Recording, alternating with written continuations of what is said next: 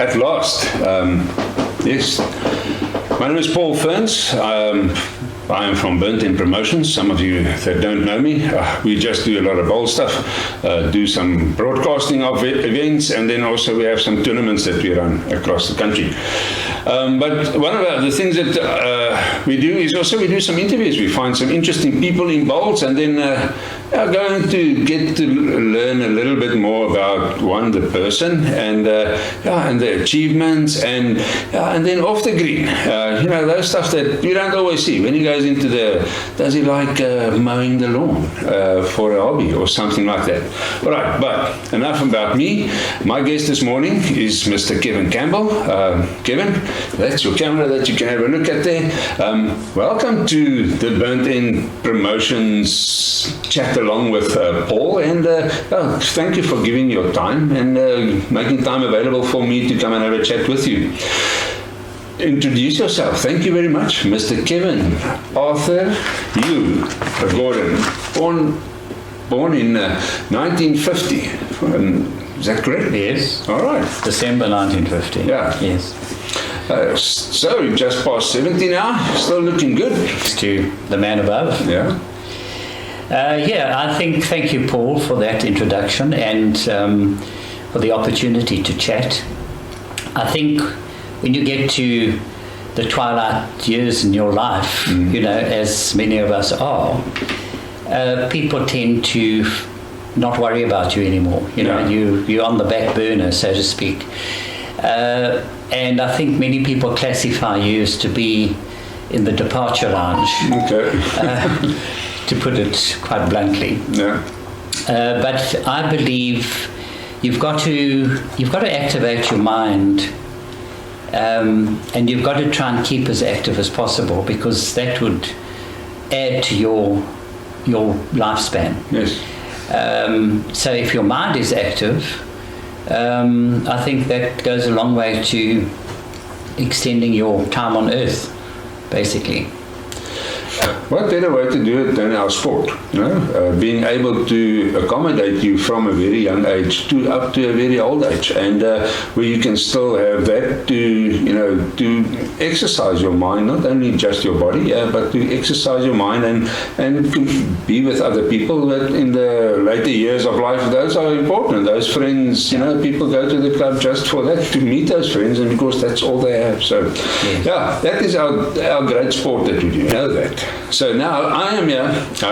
So just a little bit of information. I don't know your surname, Campbell. Do you know the roots, where it comes from?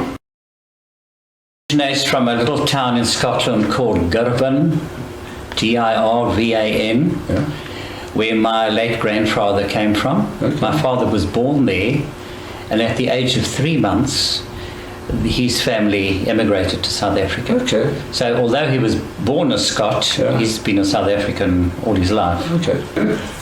Let's quickly do some of we've got 170 odd district titles to run through. Let's do a little bit of some of your achievements. I know, we just spoke about it before, that how difficult it is to find all of these results, and you have to actually go to boards and count them and so forth. So to find them on the internet, but stuff that I could find is very interesting. Like I said, you were the winner of 170 plus district titles.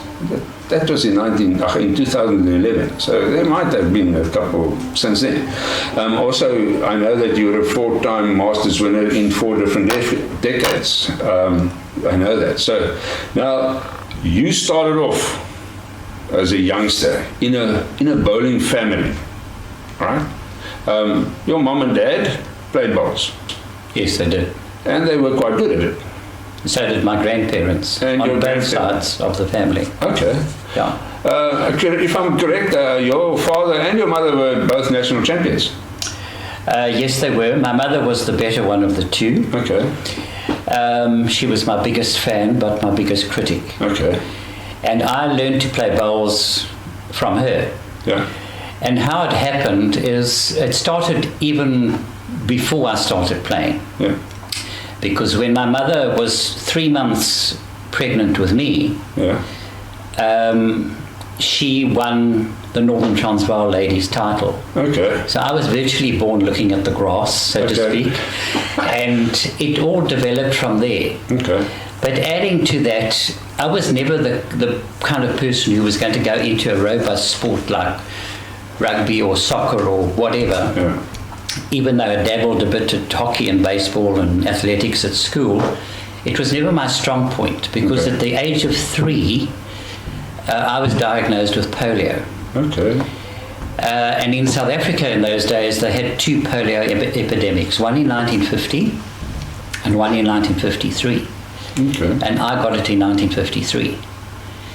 So I was hospitalized. I was in the Pretoria General Hospital for 3 weeks in isolation, oxygen tanks, lumbar punctures, you name it. And fortunately for me, my doctor diagnosed it in the early stages. So although the right-hand side of my body was paralyzed at the time that they diagnosed, that eventually disappeared. All right. So when I was discharged, I actually had full use of my entire body. Okay. So I wasn't affected in the way that polio sufferers are normally affected. All right. So I was very fortunate. No, nothing wrong with your right arm. If I look at all these titles, okay. But you know, Paul, bowls is not a game you play with your arm or your hand. Yeah. It's a game you play with your mind. True story. What has been your secret? Why are you able to achieve from 1970 right up to 2020? You only achieve success when you put a lot of hard work into the preparation of that. In my young days, I mean, when I was in my teens, I used to go down and practice 3 or 4 times a week after work. And you've got that 2 hours before the sun goes down. I used to beetle off to the bowling green, and that was my life. I used to eat, drink, and sleep bowls. And I put a lot of effort into practice all the time. That hasn't happened the last few years because, you know, that's what happens in life. You don't have that same killer instinct. Yeah. You know, when you've been at the top and you've achieved, you don't really have the desire to go out there and kill everybody again. Yeah. You know, you've been there, done that, got the T-shirt. But that was the secret of my success. I was dedicated to the game. I put a lot of time and effort into it. And the longer and the harder you practice, the better you are. Team, but I've seen that the most of the medals that you've won was at World Championships, and that is the big stage. And that is every time. You know, every time seems with the years that I've been playing here, every time that you just see, then every now and again, on the final stages, there's a Kevin Campbell popping up, and then he just keeps on giving everyone a go, and that is, you know, you never let up. So yeah, I think that is something that you have inspired for me and Brennan. I know that, you know, always wanting to and never wanting to give up. Yeah. Well, that's in my character. So I'm a Capricorn. Yeah. And Capricorns strive to get to the top of the mountain. Okay. Even though they may fall down on the way up. Yeah. That is the goal. All right. Now, have you travelled with the South African team all over the world? Have you been part of that setup where they were allowed to go in the new era? Did you do that? I see you did win a Commonwealth silver, I think, with the fours. Was that your only time that you went to the Commonwealth, or was that the only time that you won a medal? Well, I've had the opportunity to travel a few times with regards to bowls. Okay. I went off to the World Bowls in England. That was in Worthing. I've got to try and think when that was now. It was the first. 92? Yes, the first time we came back into international competition after being banned for so many years. And there I played in the fours and the triples. The fours we won a bronze medal, and in the triples we won a silver medal. Okay. The triples was Cyril Lahana, Okay. Robert Rayfield, and myself. Okay. And we lost to Israel in the gold medal playoff. Oh my word. Wonderful. Okay, so things that on these trips, were there things that happened on tour that stayed on tour? Or were there some interesting stuff that you can like to share with us? I know the guys get up to some stories, and that's in all the sports. You know, when the team is together, you get some guys that are jokers, and they like to have fun. They're not, they are there for the seriousness of it, but they also, like to have fun on it. So, do you have any of those little funny stories that happened on tour that you would like to share? Well, a lot of those experiences whilst travelling was basically when I didn't really have the commitment to play the following day. Okay. Because I'm a rogue. Yeah. I mean, I like to go out at night and I like to party and I like to have fun and meet as many people as possible and just be naughty. Okay. Because that's my nature. So yes, we did do that on tour. No names, no pectoral, but I made sure that I wasn't playing the next day. Yeah. Because when you're away on tour, you have to report to your manager. Okay. And what the late Austin Plint said to me, he was manager of our World Bowls team in England. Okay. Before we left South Africa, he said to me, listen guys, we're all adults here. And I don't have to tell you and you and you and you what to do and how to live your life. But he said, while we're here and playing bowls, you have to answer to me. Yeah. And I don't mind what you do after the games at night or after our dinners at night. I don't care what you do. But if you don't play well the next day, you're going to have to answer to me. Mm. And I'll never ever forget that. And that has been always in the forefront of my mind when I'm going around touring. Yeah. So I try to respect other people because you're in a team and you've got other players to think about. So yes, that's the way I did it. So when I had a free day the next day, I was partying up a storm. No, for sure. We were playing in the Commonwealth Games in Canada. It's the first time in 37 years that South Africa was readmitted to the Commonwealth Games. Okay. The most amazing experience. And we were accommodated at the University of Victoria in the digs. 11 people in one unit sharing one bathroom, and I mean it was like a nightmare. It's just something I wasn't used to. And we had a manager at the time who concentrated on the fours team. Okay. And I wasn't in the fours team, I was in the singles, and wrongly so. I think it was a wrong selection, but anyway, that was where I was birthed. And so we said, well, we're not getting the attention from the manager, so he obviously doesn't care about us. So at night with a teammate, they used to party up a storm at the local bar in the Athletes Village, and my teammate and I, we crept out the back window, and we also, again, because we weren't playing the next day, we took the ferry from Victoria to Vancouver. Okay. Which was a 4-hour trip. Okay. Yo.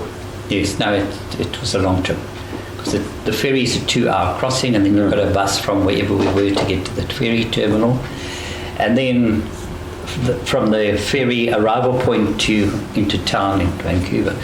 But we did that 3 or 4 times during our stay there. Okay. We were there for about 2 weeks. We had the most incredible time. Yeah. So yes, we were naughty, but we were also having fun. Yeah, for sure. And, do you still have that 76 medal and the jacket and No, unfortunately not. Oh, no. And the reason why I don't have it is it was stolen. Oh, no. Sorry, both medals were stolen. Yeah. So we won gold in the fours and the triples. We won gold in everything, but I was in the fours and the triples. And the medals were suitably inscribed on the back. And living in Pretoria in those days, I had my folks living with me, and my sister then moved in for various reasons, and I said, I can't do this anymore. So I then rented a flat somewhere else, and I moved out temporarily. But I left all my medals were in a suitcase in the linen cupboard, and I knew where they were. But of course you don't look at these things every day. You just put them away and think that they're safe. And eventually, after a year, when I came back to that townhouse, I went to the cupboard and checked my medals, and there were 3 medals that had been stolen. 2 were my World Bowls medals, and 1 was the State President's Gold Sports Award medal. Right. All 3 gold medals. Now, the State President's medal was really worth a lot of money. Okay. So I was gobsmacked. I was just totally devastated. And I was in a state, reported it to the police, etc., etc. And of course, I didn't know who stole the medals. Yeah. I don't know who had been in the apartment while I was not there. But it came out some years later when the then president of Bowl South Africa, Don McKenzie, called me one day to tell me that there was a pawnbroker in Midrand who had phoned Bowl South Africa telling them that somebody had come into the shop offering to sell my medals. Okay. So that got me in a tiz. Yeah. I then alerted the police and went off to this pawnbroker. The person was gone. So I still don't know who stole those medals. Yeah. That is the biggest disappointment as far as my bowls career is concerned, because I don't have anything to show for it. Yeah. Oh well, it's on all the boards, so that's the most famous for everyone, even new bowlers. But know that. But many years later, I received a call from a guy in Welkom. Asked me if I was Kevin Campbell, and I said yes. I said, well, why? Who are you? Why are you phoning me? He says, I've got one of your medals here with me. Now, he was a collector. Okay. So he bought the State President's Gold Award from somebody some years prior to that. Yeah. And he bought it for 4,000 Rand. Oh, really? And he said to me, I can see you evidence that you are still alive, so I'm phoning you out of courtesy to tell you I've got this medal. I said, well, may I please have it back, because you're in possession of stolen property. Yeah. He said, you can have it back if you pay me 4,000 Rand, which is what I paid for it. I said, excuse me, I'm not paying you 4,000 Rand. I will pay you 1,000 Rand because you were honest enough to phone me and tell me about it. But I'm not paying you 4,000 Rand. So he agreed to that because he realized he was in possession of stolen goods. So that medal was eventually couriered to me, and I got my medal back. So I think I've got that one medal here. If you just see if I can find it for you. But lucky enough to get one back at least. So that was presented to us. We had to go to a ceremony in the castle here in Cape Town. Okay. There's a section called Die Kat. Okay, I know that, yeah. Yes, and it was presented to us inside that area by the then state president, Dr. Nico Diedrichs. Okay.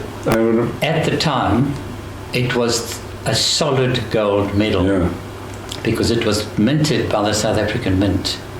And South Africa being the gold country, they had to have the best.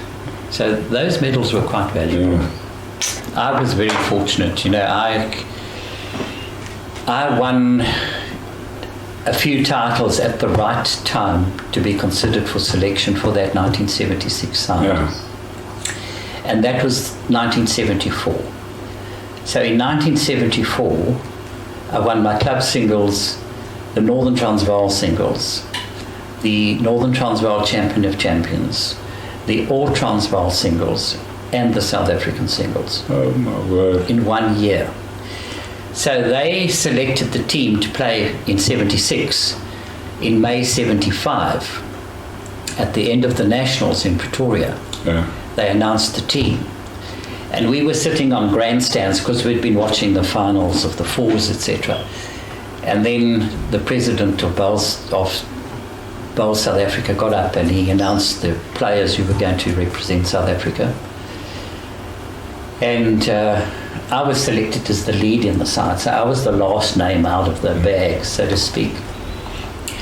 We're sitting on the top row of the stand, and I had my mother sitting next to me. Well, I think she was close to being admitted to a lunatic asylum. She went absolutely crazy. Okay. Yes, and from May 75, World Bowls was in February 1976. From that time to the time the tournament started, we stayed together as a unit, the 5 players and the manager. We did tours around the country. We went to play against different districts for practice. We played amongst ourselves, and our host club in Johannesburg was the Houghton Bowling Club. Okay. And it was amazing. We ate together, we drank together, we didn't sleep together. Yeah. We did everything together as a team, and that was getting to know each other. And I think that really was the secret to our success. Yeah. Because we all came from different districts. You know, we never had the opportunity to play with each other prior to that. But we molded into a unit. Yeah. Which was fantastic. The foresight they had then was phenomenal. Not allowed to participate in any competition over that period. Okay. No club competitions, no district competitions, no nothing. We were one unit, and where the one went, the other went. Okay. So I think that's the way to do it. Yeah. You know, we were fully prepared for what was lying ahead for us. Yeah.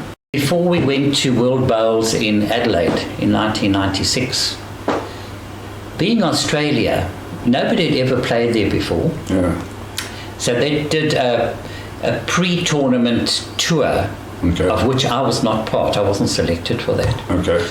And they went off to Adelaide and the surrounds, and they had various practice games in various locations. And the one venue, which was called Victor Harbour, Yeah. the greens were running at 21 seconds. Am I right? Now, no South African bowler can adjust to that in one afternoon. Yeah. It's not going to happen. So I think for the first 10 ends of each game, the South Africans' bowls were all in the ditch. Yeah. They couldn't acclimatise. And then when they announced a team to go to Adelaide, unfortunately Alan Lofthouse wasn't selected, but I was selected. Okay. And when we arrived in Adelaide, we got onto our practice location club, which was called Grange. Okay. The bowling greens, Paul, are absolutely immaculate. It's almost like playing on billiard tables. But we couldn't play with our normal deliveries because of our follow-throughs and our stepping off the mat. So that was giving us impetus. We couldn't hold the bowls back. So in our wisdom, we were advised to change the way we stood on the mat and delivered our bowls. There was no forward step out. We had to tuck the one leg in behind the other, and just with a pendulum arm movement, just let the bowl go pretty sweetly, like that. It was quite uncanny. That is, international players need to adjust. Exactly, and we did. Am I right? But we did. And you won a medal, I think in '96 in Adelaide. Yes. It was the bronze? We won a bronze in the trips. Yeah, bronze again. And they feel excluded. I don't know. Well, if you recall the last Commonwealth Games when it was televised, they changed the format of play. So there was no fours. Yeah. And I think that is the way to go. Yeah. They had 2 bowl trips. It's exciting, you know, it's quick. You can play a game of 15 ends, and if you so wish, you can play another game of 15 ends, because that's how little time it takes. Yeah. And that's where I think bowls now, especially with COVID and the lockdowns, this was the perfect opportunity for bowls administration to change how they played the game of bowls. Yeah. Yeah. But they also need to change the way we play bowls. Yeah. Because it's far too traditional. It's far too fuddy-duddy. Yeah. They've got to make bowls quick, exciting, and Likeable to watch. yeah, but it's got to be quick. You know, you don't want to spend 4 or 5 hours on a bowling green in the middle of summer in Cape Town, in 40 degrees, getting fried to a frazzle, when you could be there for 2 hours, over and done with, and the rest of the day you can go out and spend with your family. Yeah. With all due respect to Fours and with all the traditions regarding that, I don't think it is the way to promote our sport at this stage. No. You know, the youngsters get bored, Paul. The youngster, when he comes into the game, starts as a lead. Yeah. He plays his 2 bowls and he stands with his arms folded for 10 minutes, waiting to play his next 2 bowls. He loses interest. So, and that's what I'm advocating, is it's got to be more interactive. With Thank you very much, Kevin, for allowing me into your home and some nice coffee and some nice nibbles, like you call them. It was absolutely awesome spending the time with you and you sharing your special times, your special memories, with us, and really value it. I really value it. And from your side, what is the near future holding in for Kevin? I know you are at an age where you don't worry much about a lot of things, but you do have ambitions, and you don't want to win all the titles anymore, but there must be other stuff that keeps you going. Yeah, Paul, it's I've decided that I've given 50 years of my life to the game of bowls. I've now reached a stage where I need to devote time for me. Yeah. It's my time. Okay. So going forward, I'm not going to be hectically involved in bowls competitions. I will, however, decide to play in what I want to play. Okay. So it's not going to be every weekend where I've got this pressure to get up early, travel to Somerset West or Helderberg or Plumstead or wherever to play bowls, because for me that's pressure. Okay, I don't need that pressure in my life. I'd rather go to the beach and spend a day in the sun. Yeah, well, that's a lot better, I think. Well, exactly. I mean, if you're going to get sunburnt, you might as well make a good job of it. Yeah. So yes, it's not that I won't play at all, but I'll be more selective in what I decide to play in. Yeah. You know, I think the one benefit that we all derive from this game, or competing in this game, is that we meet so many wonderful people. Yeah. And it's about spending time with them as well. Yeah. Because we don't know when our time is up. And I've always said that you must never put off today what you can do tomorrow. Yeah. Okay? You must do it today, because the time is now. Correct. And now is the time to live. And I think sometimes we fall a bit short of that. Yeah. You know, we don't always comprehend that. Yeah. We're always putting things off for tomorrow. And I think we've got to make use of every minute of every day while we're on this planet. True story. No more true words spoken than that, Kevin, and especially with the times that we are living in now. You wake up in the morning and it's like 1, 2, 3 people, oh sorry, these guys have gone. Yes, and, exactly. There are some big names in bowls, people that have, they're there one day, the next day they're not there anymore. So, yeah, it has, and that is very important. I have also, with the time that I played bowls, I missed a lot of my kids' stuff. I gave all of that up for bowls and to achieve, and for my personal, to try and achieve Western Province. And I gave a lot of my kids' stuff that I missed, and I regret that. I wish I could be like John Milan. He gave up the game for 20 years while his kids grew up, and then he came back and still just got back on the horse again. But I should have done that. I missed too much of my kids' stuff, which I would have liked to have done more. It's about prioritizing your life And COVID, to a certain extent, has actually taught us many things. Yeah. It's about reflecting on your life and how you can change your life to be better. Yeah. So yes, COVID was a bad thing, the pandemic, and there's been a lot of rah-rah about that, and I think probably too much. But it has taught us lessons. It certainly taught me lessons. Yeah. And the one thing it taught me is how to bake, because I didn't have a bloody clue. Okay. And when you're stuck in your own house with nowhere to go and nobody to see, what the hell do you do with yourself? Yeah, correct. So I just developed my skills in the kitchen, Okay, which is not a bad thing.